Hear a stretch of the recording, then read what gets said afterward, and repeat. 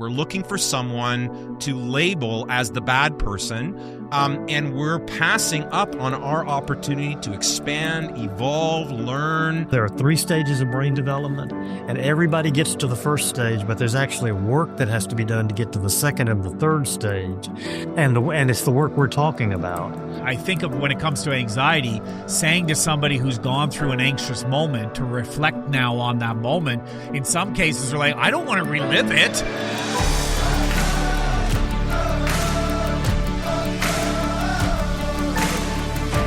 Hey, and welcome back to the Living Richly podcast. We are so thrilled to have you here with us. We've got a special guest.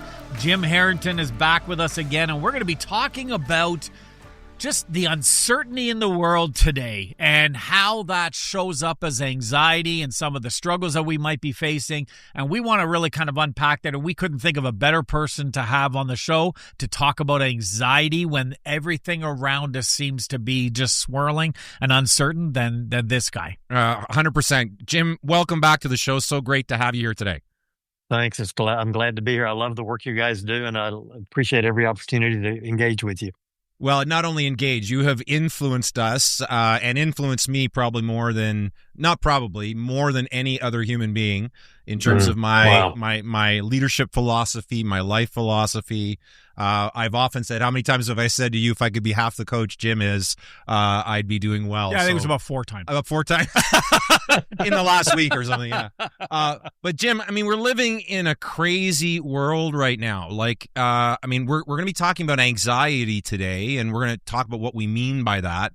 But what's it like for you? I mean, currently, we're on this side of the border. I'm wearing my Canada Proud shirt, right? Elbows up, right? This is tariffs and political unrest and financial instability. There's all what's it like for you down there? Yeah, it's very similar. It's lots of anxiety, lots of uncertainty, lots of insecurity that are coming in lots of different ways. And the fact that, like, for instance, tariffs, you have people who are for those and who are against them. And so not only do the tariffs create uncertainty, but then the anxiety between the parties who see things differently just adds to the level of anxiety. Yeah, 100%. And let's maybe start off by defining what we're talking about here when we talk about anxiety today, because we're not so much talking about because there is like a mental health condition, diagnosed anxiety. I don't think that's what we're talking about today. Can you give us your definition of what we're going to be discussing today when we talk about anxiety? Yeah, so as the neurosciences have studied more and more how human beings react, one of the things that we would recognize is that your brain is designed to look out for threats. And when it experiences a threat, anxiety is the response. There's 2 kinds of anxiety. There's acute anxiety, which is somebody points a gun at you, a kid who can't swim falls in the pool. There's some life-threatening thing. And what you don't do in that moment is call me and say, hey, Jim, my house is on fire. Have you ever had that happen? Like, you just, in an instant, even if you do the wrong thing, in an instant, you get into action. Your brain bypasses the prefrontal cortex and goes to the amygdala, and you do something. Yeah. Well, that's acute anxiety, and that's a God-given response to real threats. Right. Part of the way humans are designed is that there's also a thing called chronic anxiety.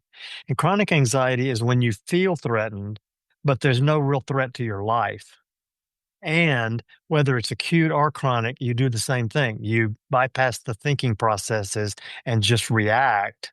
And so when we talk about anxiety, we're talking about this sense of threat and an instinctive response to that occurs like blinking or breathing. So we've got those 2 types of anxiety, and you're right. The response in both cases, we're shifting right out of that thinking mode into a reaction. What are the typical reactions? I know that you've taught to us that there's probably 4 kind of main themes that we would react. What are those? Right. So the first one is conflict. The second one is distance. The third is an over-under function reciprocity. And the fourth one is projection. And so conflict, Eric and I get into a conversation and the anxiety shows up. And on the mild end of the spectrum, I just say, Eric, you're wrong and I'm right. And I love you. I want you to be right like I'm right. That's on the mild end of the spectrum. And then as it intensifies, it becomes, verbal fisticuffs. It becomes physical fisticuffs. It becomes violence. And so on a continuum. Distance is the exact opposite of that. Rob, you and I get some anxiety going on, and something happens, and I feel anxious, and all of a sudden I'm smiling at you, but internally I've gone away. Nothing about our conversation is authentic. I might, be nice to you, but there's no real conversation going on. And on the continuum, it goes from that inauthenticity to I move away from you, to I move out of the room, to I move out of the relationship. So again, on a continuum. So Jim, would giving someone the silent treatment is an example of distancing? It's of extreme distancing, yes. And I always like to make this distinction. So I'm in general a conflictor when I get anxious, and Betty, my wife, is in general a distancer. And people have always thought she was a better person than I was because my conflict is on full display. When I'm anxious. Right. Her conflict, she smiles and says, "Can I pour you some more tea?" And people think, oh, what a nice person. But the thing you have to see is that in both the conflict and the distance, what happens is we quit being able to have an authentic conversation. We can't work on whatever the problem we're working on. And so though it looks different, it has the same impact in relationships.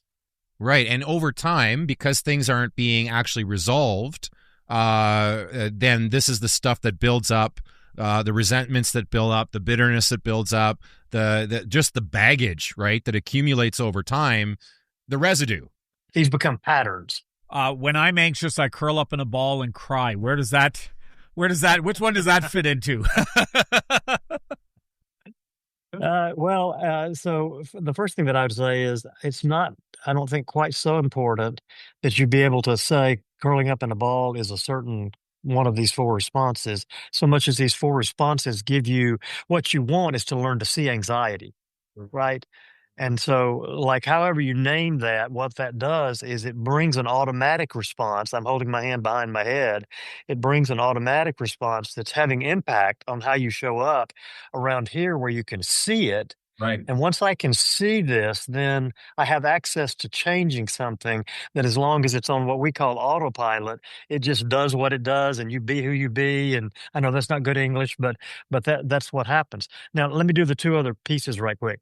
Over under function is the third one. Distance, conflict, distance, over under function. So we would recognize that you have to have two people. You ever have an office or a business where somebody doesn't get their work done, and so somebody else just does it for them, right? Never. You have an overfunctioner and an underfunctioner. In the emotional process, the overfunctioner is the person who gives up what they want or need in order to take care of the feelings of the other person. Right. So Eric and I disagree with each other, and I realize that I get anxious. I have something I want to do, but I don't want him to be anxious, so I give in to him. And I'm over functioning because I'm responsible for his feelings. I'm trying to be responsible for his feelings, and he's under functioning because he's allowing me to do that. Yeah, and like the over functioning is like one of my go-to moves, right? It's what I'm working on. Often for leaders, yeah. What's the fourth? Projection. And projection is where I get anxious with you, but I put on a happy face, and then I go home and talk to my wife about it. And I unload the anxiety with her. And she knows your business partner, and so she runs into him and offloads her anxiety to him. And then he goes home and talks to his friend, and anxiety just ripples through the system. The first time that you introduced this model to us, you then said there's two responses to all of this. And I remember the first time hearing it thinking, is that clinical? Is that the clinical response? Because basically they are, the first response is, go ahead and share. Anxiety makes you stupid. I'm always very quick to say, I'm not saying you're stupid. I'm saying that anxiety does something to your brain that as the sense of threat goes up, your capacity to think goes down. And when that happens, all your values and beliefs and convictions are over here. Here's what I know about leadership, but I can't get access to that. And Right. so what you do is you do what you learn to do. We call it a first formation in your childhood and adolescence. You develop some habits that when you got anxious, when you didn't feel safe, then you figured out how to survive, right? You did conflict, distance, over function, or projection, and that worked for you as a kid, right? You're here, you're an adult, that worked. Um, so when you get like this, then what happens is you revert to those deeply held habits that are just so deeply ingrained. So in many ways, like when we're anxious, and again, we're describing in many ways anxiety is it's like a natural energy between people. It is. Like it's always going to be there. It's just most of the time it's invisible. We're not seeing it. We're not recognizing what's going on. And what I'm hearing you say is that it's almost like our fight or flight mechanism, which is designed to save us, hijacks our higher brain functions and prevents us from thinking clearly. I recently saw a study where they were saying that your amygdala, not only where the source of your fight or flight sort of response, it also stores emotional memory. And when it is triggered, when that fight or flight is triggered, 4 times faster than you can blink, it's already sending messages to your brain about what to do. So we talk about, like, we're talking about this. Why? Because living richly is all about taking control of your life, deciding instead of drifting, choosing instead of coasting. But I think a lot of us get stuck in automatic behaviors and patterns where we're just repeating basically childhood patterns that we use, to your point, to survive in those moments, and we're repeating the same behavior now. Yeah, what your brain does is exactly what you described. And in that nanosecond, what it does is it looks to the past and says, how have we responded to this kind of threat before? And 7 to 9 seconds before you can even register the threat, it's pouring chemicals into your body to get you ready to do what you've always done. Right. And so if you can disrupt that, you have access to something that you don't have access to, like if you're just on autopilot doing what you've always done. That's the work, and it's the work. Like, wouldn't it be great if you could listen to a podcast like this and say, "Oh man, when I get anxious, I overfunction. I'm going to stop doing that." What would it be great if it was that easy, right? Right. I'd write a book. We'd all get rich and move to Tahiti, right? But there is this very important emotional intelligence work that has to be done, where first of all you just grow your capacity to recognize, like you've both described some of the ways that you do that. If you can't recognize it, then you can't disrupt it. Once you can recognize it, you can begin to disrupt it. And again, it would be nice if you could just magically disrupt it, but those habits are the brain, just the way it functions. There's work to disrupt it, and then that over a period of time. And simultaneously, there has to be some clear sense of how I want to show up. Right. Like if this is a reactive response, in my values and convictions and beliefs, if I were actually fully living out of those, how would I show up? In your experience, so with your experience right now, when we kind of open the show talking about we're in an anxious environment right now, as you mentioned, economically, politically, so many different ways. How are you seeing it show up? And again, that response that it makes us stupid. How is that, or act stupid? How is that showing up right now from your experience with all of the uncertainty that's going on globally right now? Well, I mean, I like at a high generic level, what you see is a lot of reactive responses. Yeah. I mean, whether you're for our current president or not, how many times since they got started have they made some decision and then come back and said, "Oops, that was just a reactive response." And then then me and my friend see that differently, and rather than recognizing that we just see that differently, what we do is we react and make the other the enemy.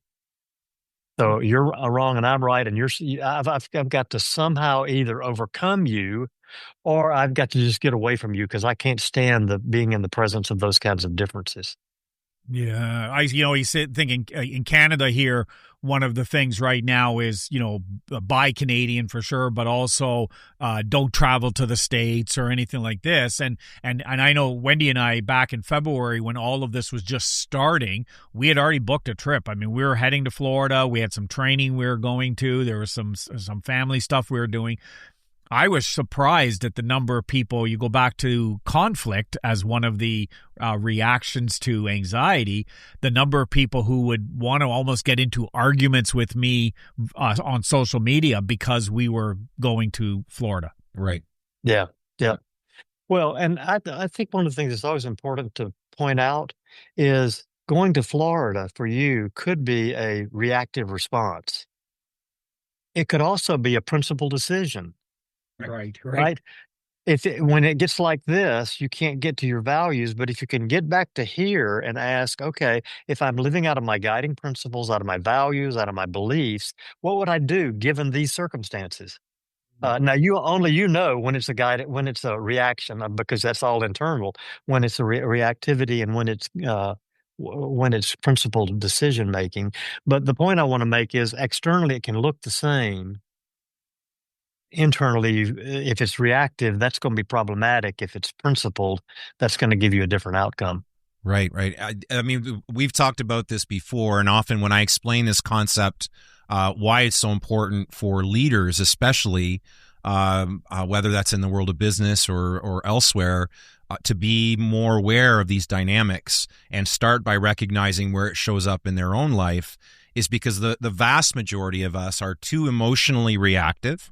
Right. So we and our frustration tolerance is far too low. So it means that it doesn't take much for us to become frustrated. Frustration is a form of anger, right? Where life doesn't show up the way we want it to. The easier we're triggered and the more emotional we are, the less we're going to access principled, value-based decisions. We're just another domino sort of in the chain of events that are falling into patterns of behavior that we've repeated many, many times before. If we can, as we do the work of becoming more present to this and hopefully become less emotionally reactive and more tolerant to frustration, we become a leader that is much harder to knock off center. So we're able to access things that the average person can't in moments where we really need to be thinking at a higher level. Perfect. Exactly. And what you did was just gave expression to the second thing that we always say. One is anxiety makes you stupid or me stupid, and anxiety is contagious. Right. And so as the leader of the organization, normally I'm a gregarious, engaging guy, and you come into a meeting and I'm real quiet. I'm distancing, and that makes, and so people are going, "Hey, what's going on with Jim? And is this a safe place today?"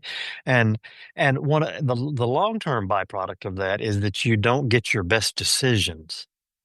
Right. We try to figure out, so what's going on with the boss? What does he want me to do? What does he need me to do? Or one of the over-functioning patterns is, boss, I'm going to do what you want me to do. I think it's a stupid idea.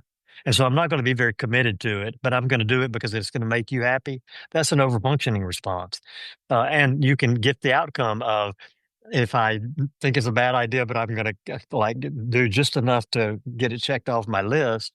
And that's just one example. And sometimes it goes underground and it becomes the culture becomes one of cynicism and like it's not safe here. And at the bottom level, it becomes toxic. And all of that is in the level of contagiousness about anxiety being contagious and about how much anxiety there is in the system. If your team's not delivering, if your profit is missing in action, if you're still stuck doing everything in your business, it's time. Rhapsody works with business leaders just like you to drive real results. That means stronger teams, better systems, and more time to focus on what actually moves the needle. It's time to stop reacting and start leading. Go to rhapsodystrategies.com and let's make it happen together. I mean, I'm hoping our listeners are finding this really interesting and fascinating. I want to encourage those that are watching this right now, listening to this right now, to think about the last time you did something, said something when you were emotionally reactive only to live to regret it. Decisions that were made, conversations that were had were after the fact. You were like, what the fuck was I thinking? Right? Like, Exactly. right. And I can tell you the person that remains more grounded will always win the argument, right? And if there's an argument to be won, if that makes any sense, because they're accessing something that in that moment you can't. So we all find ourselves saying things, doing things, deciding things that often after the fact we find hard to explain. But really what's happening is that anxious response is taking over. How does one, I remember you saying something, I use it with my clients, but I want to hear it from the master himself. Places a person can look to start to get present to what their default responses are. I think one of the things that I say when I'm coaching somebody is I want you to learn the 2-4-2. There's two kinds of anxiety. There's 4 ways it shows up. There's 2 reasons. It makes me stupid. It makes us stupid. I joke and say, I want to call you at 2:00 in the morning and say, wake you up from a dead sleep and say, well, tell me what the 2-4-2 is. Sir, yes, sir. 2 kinds of anxiety, 4 ways it shows up, blah, blah, blah. I don't do that for any other reason than information doesn't transform. But if you don't have the information, then you like what this does is it gives language to naming a part of our experience that mostly operates at the subconscious or unconscious level. And so I think that's a beginning place. I think a second place is to begin to create spaces where you can reflect on what happened. Like most of us just run through our day from thing to thing to thing to thing. And then at the end of the day, we go to bed and we can't go to sleep because there's all this unprocessed information. And so carving out time, and you don't have to do this for your whole day, but like if regularly, daily or every other day, you took a place where there was a breakdown, a conflict, something didn't go the way that you wanted to. And when I'm coaching, I'll say, okay, so if the options are conflict, distance, over function, or projection, what did you do? And sometimes it could have been like when I balled up on the bed and start crying. Sometimes it could have been this. Let's think about that, or it could have been this. But the more you do that, what you're doing is so there's this neurological principle that says that neurons that fire together wire together. That's why your automatic response happens is they've been firing together for 20 or 30 or 40 or 50 years. And so when you do that reflection after the fact, what you're beginning to do is you're beginning to plow some really hard ground, or you're beginning to make some new brain grooves. And because your brain can't often tell the difference between imagining and actually having an experience, just imagining, I can see that I overfunctioned in that moment, and then imagining if I had shown up out of my beliefs and values, how would I have shown up? You're doing 2 things. You're kind of plowing some ground in the gray matter. And the second thing you're doing is you're giving your brain experience with, oh, this is a possible response. And I've always thought that was unsafe, but maybe it's not so unsafe. And the more you do that, the more your brain begins to think, maybe this is possible. And so, and then the third thing is, and this is like the coup de grace, the thing that like when you make a little progress, the thing that really makes change is when you show up anxiously in a relationship. We call it a do-over. You go back to that person and you have a conversation that said, here's how I showed up. It's not the way that I wanted to show up. Here's what I wish I had said or not said. Here's what I wish I had done or not done. Here's how I wish I had said what I said. And that's like brain work on steroids. The imagination is good work, but that's like brain work on steroids. And the more you practice that with a kind of humility, you're just growing your capacity to disrupt that automatic response and increasingly have the capacity to respond out of your values and your beliefs. Yeah. I absolutely love that. It's like the first part where you're imagining it, that's like a knowledge-based exercise, right? Which has tremendous value because I've always said that you need, if you knew what you needed to act differently, you'd probably be doing that already, right? Exactly. Every client, and we use this model, you taught it to us, we embraced it. It's been so helpful in our own personal growth journey. We use it with our clients. There's never been a client that hasn't said, oh my God, I never saw it like that before. That the the information alone is like all of a sudden makes the invisible visible, and now at least I can label it. But there is nothing like, it's like, if imagining is knowledge based, practice is, I would call that wisdom. That's where you're putting the knowledge into practice, right? And let me just add one more piece to that that is at the heart of our work and heart of your work. Let me make it a pitch for you guys. Actually, where you really make progress is you get some information, you go practice, and then you reflect with a coach. Right. Like, you can reflect for yourself, but there's some stuff going on in your brain that there's some things you can't see.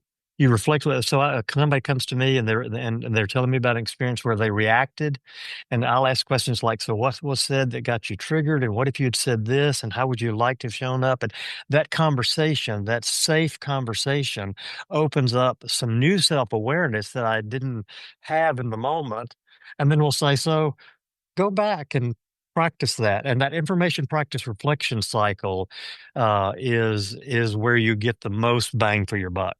The power of reflection shows up. We speak about it so often in so many different ways here with Living Richly. The power of reflection to really be a tool to transform how you think, how you act, how you feel is so critical, and yet is something that so many either don't practice or they want to avoid. And I think of, when it comes to anxiety, saying to somebody who's gone through an anxious moment to reflect now on that moment. In some cases, they're like, I don't want to relive it. Right. Exactly. Right. And that's exactly what we do. Yeah. And that's why the Rabbi Edwin Friedman says in one of his books, he says, if you're going to grow your emotional intelligence, you've got to increase your pain tolerance.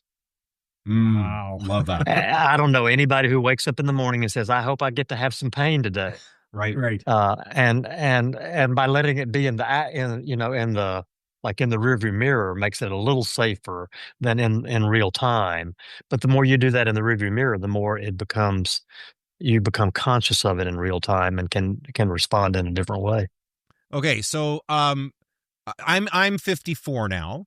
Oh, wow, you've gotten old. I've gotten old, haven't I? You should. There's Jim, more gray in my Jim, beard. I was going to say, you should see the gray in his beard. We have to Photoshop it out of every picture. Right. Out of every picture, out of every video. We're using AI to do that, thankfully, to clean me up at the in post production. I think you were about 29 when I met you. I was really young when we met, so we've known each other a very long time. But like, what would you say to someone? You were talking earlier about, the neurons that fire together, wire together, those established patterns of thinking and behavior that go back for many of us decades, that were established when we were very young in our first formation, those early years, and then reinforced. What would you say to someone, say, you can't teach an old dog new tricks? That's just bullshit. No, really. Could you tell us what you really would mean? like you to share what you think on that? Well, when I was in my 20s, what we all thought out of the neurosciences was that that there was one stage of brain development for adults, and when you got to be 18, 20, 25, somewhere in there, you were fully formed, and you might get wiser through life experience, but your brain never developed anymore. Today, it's just common, and the neuroplasticity is a term that's common in the cultural conversation. Some guys at Harvard, Keegan and Leahy, have written a couple of different books that talk about how there are 3 stages of brain development, and everybody gets to the first stage, but there's actually work that has to be done to get to the second and the third stage, and it's the work we're talking about. And so I would just say bullshit. It's hard. I would say it's hard. It's hard to teach an old dog new tricks. I had a coaching call this morning with a guy who's faced a really hard work environment. And one of the questions that I asked was, I said, so you've said that you know what you ought to do, but do you want to do this?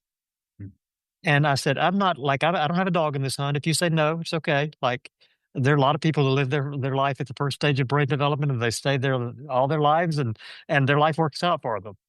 But if you want to grow your capacity as a leader, you've got to do the brain development work that we're describing here. I mean, it's one piece of what we're describing. There's one other thing that I want to say, and it is that all anxiety is not created equal. And so I grew up in a home with a lot of trauma. And we know so much about trauma today that we didn't know. And so I think that's a slower, more intentional, and sometimes requires some additional, like there's a world of trauma therapy that's out there today that sometimes somebody who's really been, I have a client that who was repeatedly raped by her father when she was like 9, 10, 11 years old. And she wanted me to coach her, and I said, "I'll do that, but I want to, I don't give advice very often, but I have a counselor friend that I want to recommend to you, and I want you to think about the possibility of doing some EMDR therapy, which is a form of trauma therapy, and do some of that so that you've kind of cleaned some of that out, and then come back and let's do some of this work together." And that was about a year ago, and she's actually back here, and we're doing that. If you grew up in a home, even great homes, parents have blind spots and do things that hurt us and that impact our development. But depending on where you are on that continuum, the more on the traumatization end, just the more challenging that work is going to be, the more intentional you're going to have to be. And I love that you're referencing there, because really when you first kind of came into the Rhapsody Circle, it was to teach us and to help us to understand family systems dynamics. And I can't help but think that getting a better understanding of how family systems dynamics affect anxiety or our response to anxiety. I mean, they're tied together so closely, are they not? Family systems. So let's be clear. Family systems is a generic term. What we use is what's called Bowen family systems theory. Yeah. It was named after a psychiatrist who lived in the 50s and 60s and 70s, who is everything that I'm saying to you, he articulated first. He's the one who said, when we have a problem in the family, what we do is we say, who's the problem, and send them to the doctor or the psychiatrist. Yes. And he did a research project where he got 8 families who all had schizophrenic children and got them onto the National Health Institute's built housing on their grounds, and studied the family. And what they discovered was, if they focused on the anxiety and on the schizophrenia of the child, actually symptoms went up. But if they focused on the anxiety that was going on between the parents and got that to go down, symptoms went down. And so he was the one who named the 4 ways that anxiety shows up. He's the one who named you developed the language that we use around 2 kinds of anxiety. All of that is Bowen family systems theory. And we have on our podcast, on our blog, on our website, we have a 5-part podcast series for anybody who's interested in like a deeper dive into that conversation that they can find and listen to. Yeah, absolutely. And we'll get that from you, that information from you, put it in the show notes. I mean, let's face it, like we do this in business all the time. And it was Ray Dalio of Bridgewater fame. He made his fortunes in the world of finance, still a major influence in that world to this day. But he talks about, he developed a simple model that in most organizations, when a business is not achieving its goals or it's not getting the traction that it wants, it needs to look at the machine of the business itself and say, what's going on here? And that machine, he explains, is built on 2 legs. And the leg on the left, he always illustrates it on the left. The leg on the left is the way that the system is designed, the design of the machine itself. The other leg, the right leg, that one's always on the right, is the people. He says, wise leaders, when things are not going according to plan, wise leaders don't make the mistake of going right first. They don't go down the right leg first and try to find someone to blame. They ask themselves, I wonder what it is about the design of our system, the design of our machine, that's contributing to this problem. I know where you're going. Right. Well, listen, because when we blame people, and so this is true. We do this in business. We do it in our lives. We look for someone to make the scapegoat. We look for someone to blame. And we may feel righteous. We may feel vindicated. We may feel placated by blaming someone and putting it all on them. But what we fail to do is we pass on our opportunity to evolve because we've not asked the wiser question first. What is it about the machine? What is it about the design? So in our personal relationships, we're doing the same thing often. We're looking for someone to label as the bad person. And we're passing up on our opportunity to expand, evolve, learn, become more, learn more, say more, because we're doing the quick we're just looking for someone to blame. And again, anxiety is what's often driving that. Exactly. For North Americans who kind of have this pull yourself up by your bootstraps mythology, when I first heard, I think it was a little back when I was in graduate school, that I read a book by Reinhold Niebuhr where he said systems will do things that nobody in the system thinks is a good idea.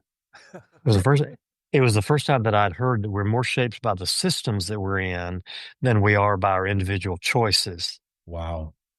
And so what I hear you saying is look at the systems first, the processes, the procedures, how to, from a systems perspective, often the individual behavior is being driven by, like I've got a client right now where they don't have an accountability process for their small company. And that shows up with employees who aren't doing what they ought to do, or who are not getting good feedback about their work, or not getting some performance improvement plan. And what this owner has done 4 times now is fired guys because they couldn't do the job. And I said, have you ever considered that your system is producing that outcome? And he said, what does that mean? Right. And we talked about accountability as a subsystem of the overall system, and that was missing. And then he began to, like, he was coachable, and he began to take that on. And we're still in the middle of that conversation, but he's doing the work. And I think it's shifting his understanding of the individual responsibility and the impact of a system. I think that's why I love that the language around Bowen's family system.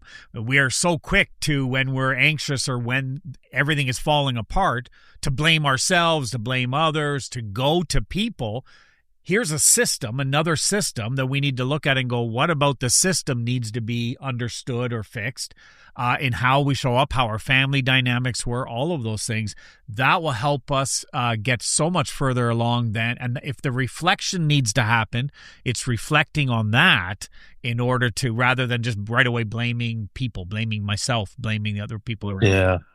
We have on our website, we have a document that uses the metaphor of 2 feet walking. And recently, Patrick Lencioni put out a little 5-minute video that says what we say in 2 feet walking in 5 minutes. And what he says is that every organization has systems and that we would call SMART: research, R&D, finance, strategy, all that kind of stuff. And he said the other side is what we call health. And he says the research is showing increasingly that if you'll work on the system and work on health, that it's not an either or, it's a both and. But what we tend to do is just work on this rather than working on both. Yeah, let's. I love that. Let's talk about how this shows up at the personal level. Like we're talking about leadership in organizations, but because I think again our tendency is, to Dalio's point, his model was a business type of analogy, obviously. But I think we do the same thing, as I mentioned earlier, in our relationships. When things aren't going right, we look for someone to blame, as opposed to ask ourselves the important questions of, I wonder how I'm contributing to this issue. I wonder if how I'm showing up is, and I know that the hard work that I continue to do, because my tendency was when things got tense, like distance, conflict, not so much, but distance, definitely, or overperforming were my defaults. And the overperforming was often driven by, over blaming myself for what's happening. So taking all the blame and saying, well, if only I was a better person, if only I was a better father, if I was only a better husband, this wouldn't be a case, if I was a better leader. And I would then take on more than I needed to, which didn't help the problem either. You taught me a very important concept, and I believe you shared it with us when you were first on our show a while back. I was looking back at old episodes when you were together with us, and so this is like your 3rd time, I think, on the show. So if you make it to 5, Jim, and it's very likely to happen, you'll get a special robe, just like they do on Saturday Night Live. You're very kind. It'll be a bathrobe, a white bathrobe with a Canadian red maple leaf on it. Okay. Yeah. And I'll wear it proudly. Right. But you taught me this concept, the difference between being responsible to someone and for someone. Please talk to us about that. Yeah. Yeah, so let's go slow. In a system, what we tend to do when we get anxious is find a scapegoat and fix that. Anybody who has real experience with actually trying to change anybody else, you can use your power and authority in an organization or as a parent to make somebody do something, but it's compliance. It's not like them actually. And so when you can shift from the problem is out there to the problem is in here, not like I'm a bad person, but like I'm contributing and I want to see what I'm contributing.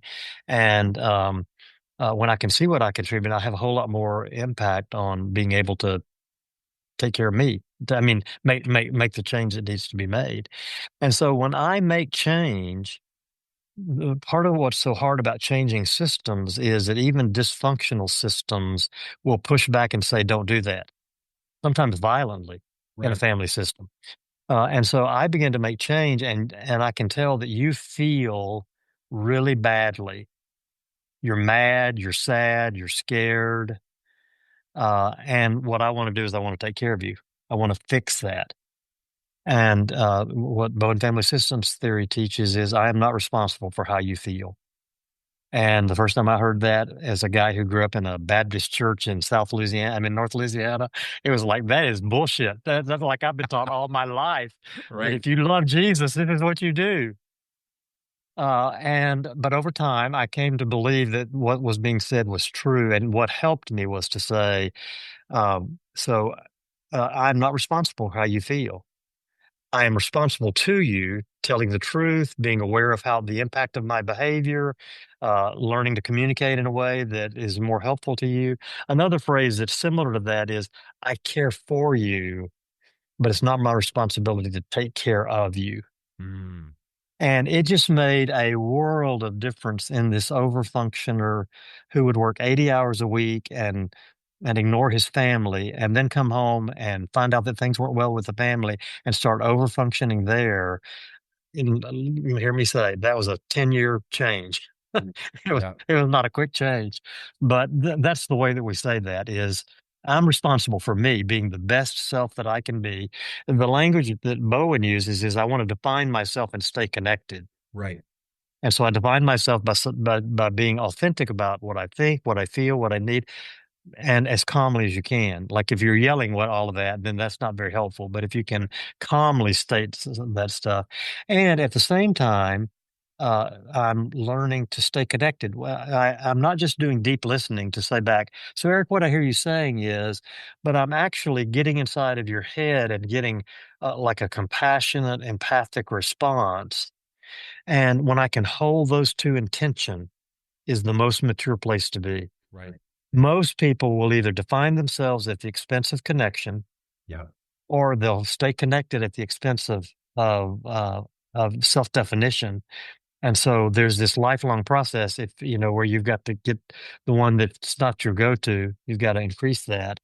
And all of that is about me being responsible for me and for my growth, and recognizing that my growth is going to have impact on you. I'm responsible to you, but I'm not responsible for you. Absolutely love that.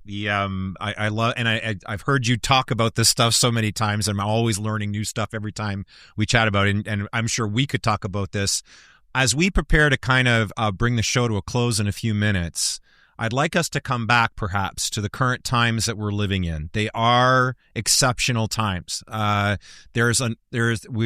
have never been more polarized. Even here in Canada, the polarization is crazy. The anxiety is at an all-time high. There's fear in the markets. There's anxiety in business. There's all this apprehension about what's taking place. What advice would you give just to any listener about how to better manage in all of this uncertainty? Yeah. I try not to give advice, but I can tell you what I do. I think there's two things. One is, in the same way that anxiety is contagious, calm is contagious. And so the more calm, the more authentically calm I can be, defining myself and staying connected, and particularly if I'm the leader, then wherever I have influence, that helps to calm the systems that I'm in. I think the second thing, and this is the place that people get really anxious, Stephen Covey did this thing about circle of influence, circle of concern. And like for me, I just have to remind myself today, I'm really concerned about what they're doing in Washington. And there's 2 or 3 places that I have some influence, right? I can write a letter to I can vote. I can write a letter to my elected representatives. I've protested in the streets recently here in Houston. I've been in a peaceful protest. Those are the things that I have control over that I can do.